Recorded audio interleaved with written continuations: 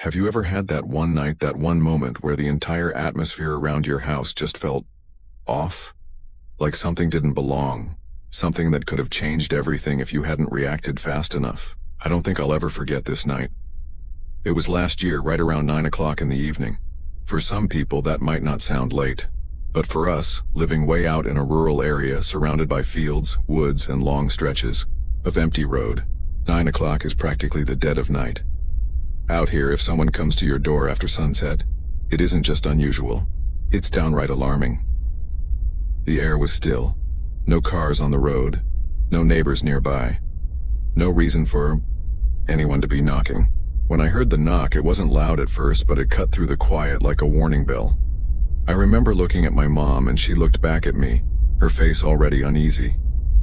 She got up, muttered something about how strange this was, and went to answer. I stood a few steps back as she opened the door, the warm yellow light spilling out onto the porch. And there he was, a man I'd never seen before, standing awkwardly, almost too casual for the hour.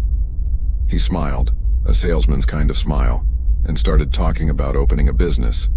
His words came fast, like a script he'd rehearsed 100 times. He asked my mom if she liked American-made products, and before she could even answer properly, he handed her something. A Clorox container. He said it was a sample. My mom just held it, confused.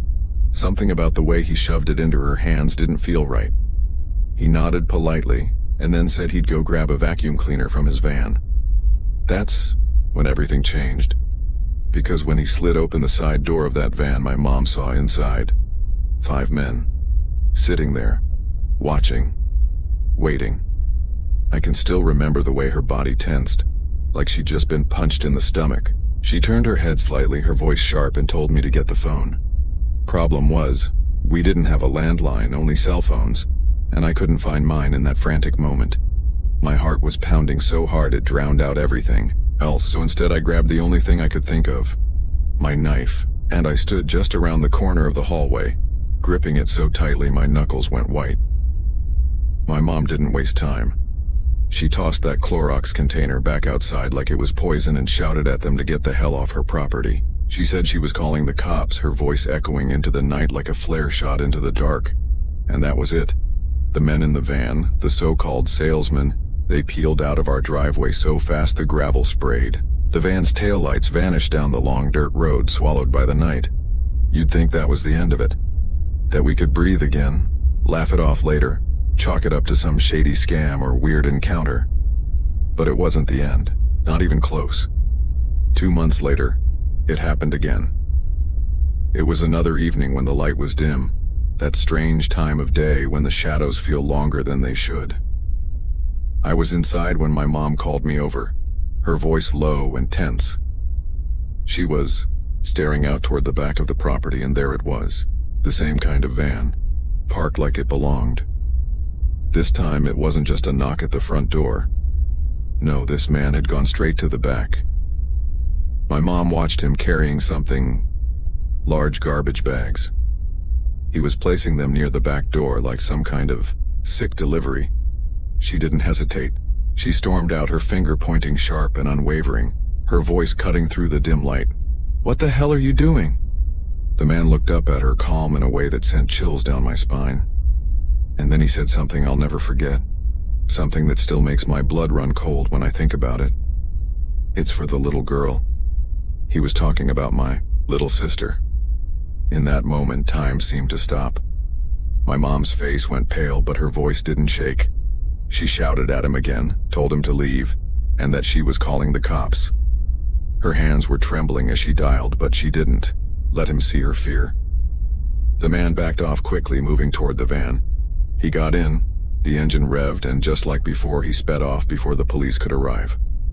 When they did finally show up, they went straight to the bags, and what they found was bizarre.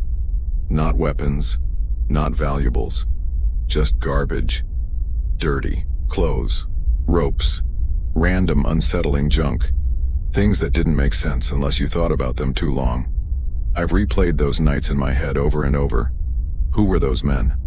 What did they really want? Was it just some twisted prank, or was it something far darker?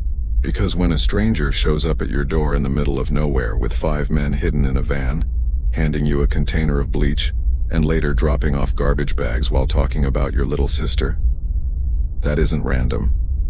That isn't coincidence, that's a warning. Or maybe it was supposed to be a step in a plan we'll never fully know. Even now, every time I hear a car pull up at night, my stomach knots. Every knock at the door after sunset makes my heart race.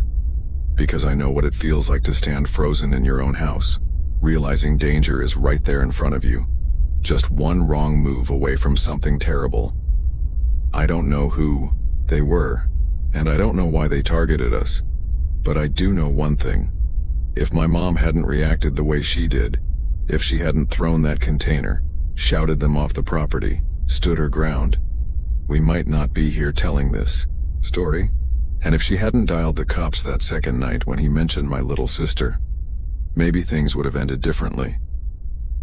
Out here in the quiet rural dark, you realize how thin the line is between safe and unsafe, between a normal night at home and something you never fully recover from.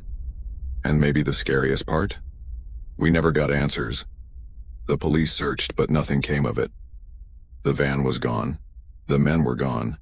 Just a story we carry with us now, burned into memory. A reminder to always, always trust your instincts. Because sometimes the knock at the door isn't just a knock. Sometimes it's the start of a nightmare. If you made it this far, thank you for listening to this story. And if you want to hear more true stories just like this, make sure to like this video, subscribe, and follow the channel, True Threads. Because trust me, there are plenty more you don't want to miss.